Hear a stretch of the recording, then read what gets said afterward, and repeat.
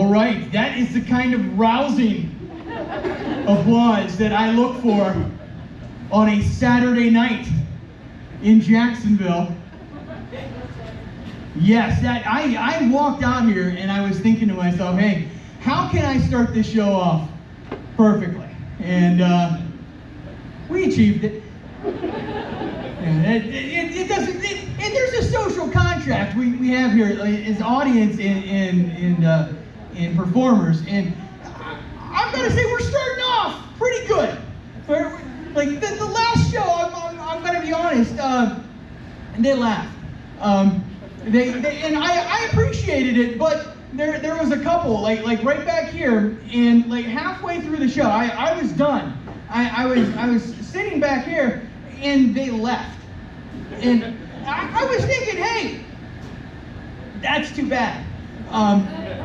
And then they came back. Like it was 5 minutes later, and he was carrying the purse. And I wish they left. Because I'm confused now. I don't understand what happened with them. And I've been kind of dwelling on it. And that's why we started a little early. Because I needed to talk about that. But really, the show, like we're starting off here, and I just want to say thank you for coming out. I appreciate it. You know, we do have some rules. I know I look very Sunday school teachery, so I feel the need to like give rules. They've got little green things on the table. You pull them up, and they'll bring food and alcohol, and you should do that because it makes us funnier. And frankly, the way we're starting, you need it. You should drink more. I don't drink often because I drank a lot as a kid. I started drinking like in high school because it was fun and because I wasn't allowed to. Because it's more fun when you're not allowed to do something. That's what all the drinkers say. Like it's, you turn 21 and drinking is not as fun. You should still do it tonight. But it's like going to Vegas and you get a prostitute and like it's just not, it's not cool. It's not fun until you stab her. And we got dark there. Okay. It's like, oh yeah, that's what these guys are looking for. Like that's a weird joke for me. I don't like that joke because I'm not a mean person. I grew up Methodist. And if you don't know what that is, that's like being Presbyterian, but people can spell it. And it was very important to me, like growing up, like hey, like I want this thing. I love church and things like that, but it was a lot of pressure. A lot of pressure growing up in the church, because like we go to church youth group when we're in teenagers. And the teenagers are going through puberty, but they're also teaching us, like, don't touch each other. And we wanted to, because we were teenagers. But they give us bad rules. Like, you know, the church, the youth pastor, he told us, he's like, hey, every time you touch yourself, God kills a kitten.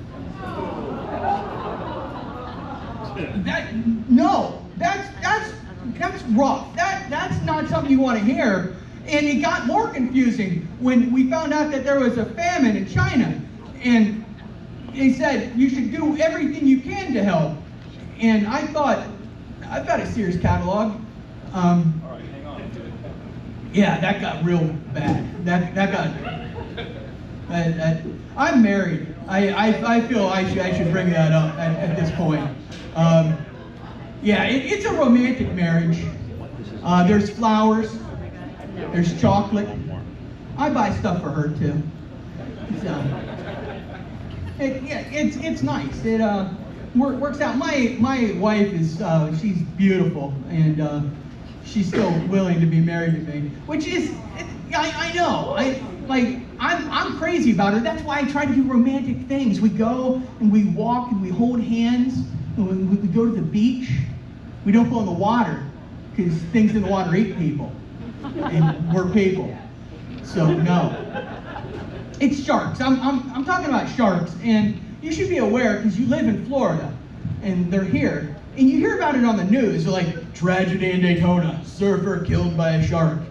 And your first thought should be, it was a surfer. Was it a tragedy? And you're allowed to laugh. It's a white guy with dreadlocks. We're not missing much, okay? He's not helping society. That's it's not.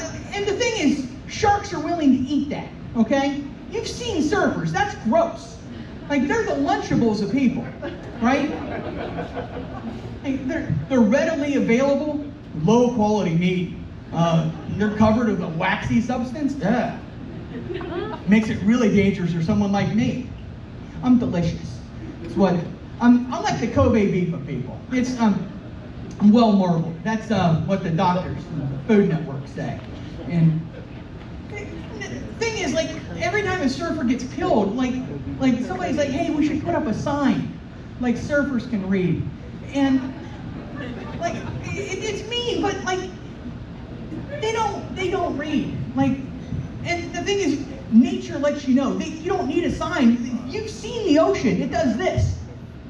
It's waving you off, okay? It's telling you not to get in. Like nature lets you know. And like the little brightly colored animals, they're the dangerous ones. Nature lets you know. It's like you see somebody with a face tattoo. You're like, hey, they've got nothing to lose. And nature lets you know. You see that all over the place. You know, you drive around, signs are everywhere. You like see the golden arches. You're like, hey, obesity. I know that sign. You drive around Jacksonville. Hey, Confederate flag, white trash bigot. That joke's funnier up north. Where we won. I'd like to bring that up. I told that joke in Birmingham, Alabama. Not fans. Yeah. I'm gonna go back someday.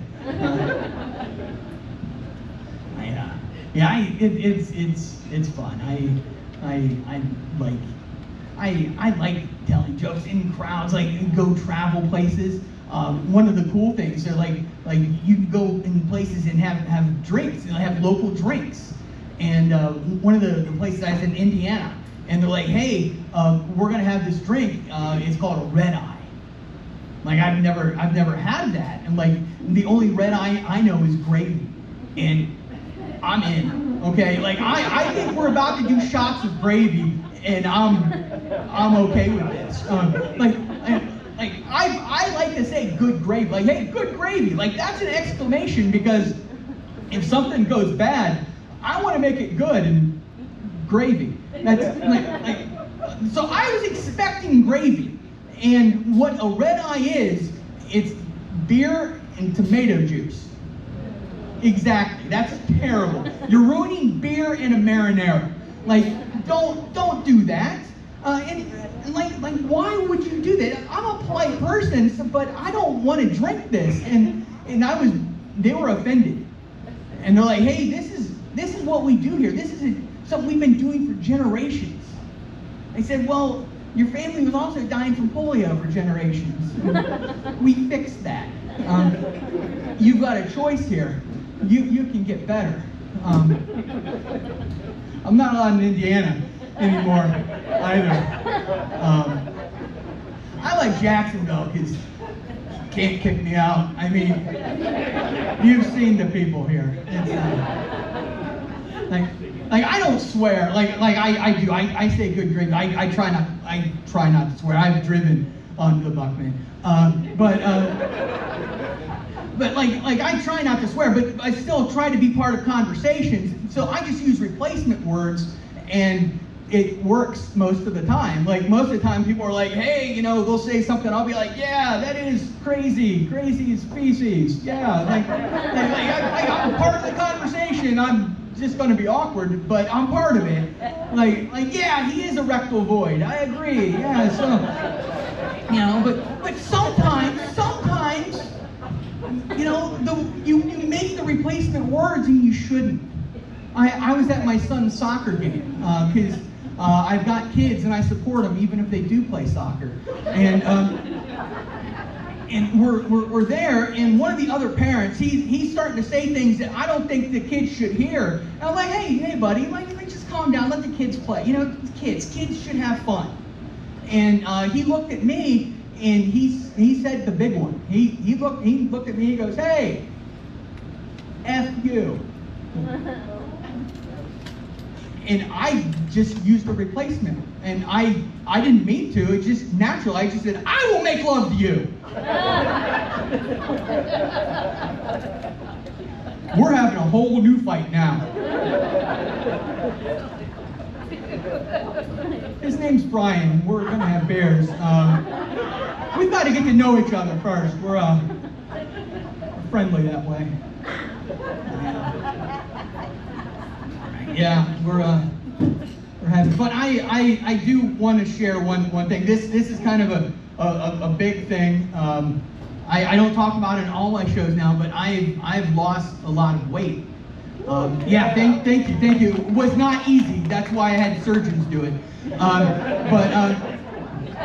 It was very life changing. Like I had a medical test, and it changed everything. And the test was, they weighed me. It changes everything, because they don't do that in a room, they do that in the hall. And I started off in a room, and I was there, I'm like, I'm happy, I'm in a room, and they said, go out there in public. And I said, okay. And I went out, and it was one of the scales, and you do the clunks and the taps, you know, clunk and tap. And I'm like, let's start with most of it over here. And they said, no. I said, okay, I've got all day. So I stood up, and we clunked and we tapped and we clunked and we tapped, and people started coming out of their rooms. And they're like, hey, like they're prairie dogging out, like, hey, what's going on out here? Like, there's nurses over here making prop bets. Like, hey, like, how far is this going to go? Right? And finally we got to the spot. We got to the come to Jesus moment, the number, my weight. Oh my. It was perfectly level, and people their eyes just dropped, except for the doctor. We made eye contact like this, sir. It was intense. And then he looked down. And I'm going to share the number with you right now. This was I weighed 370. I know. I was 10 more than a circle.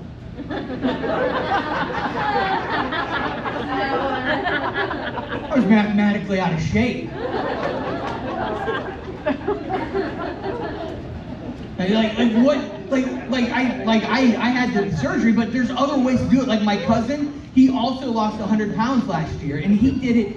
He did it a different way. He naturally, he focused on like health, and he got massages. He did the Chinese thing with the needles, heroin.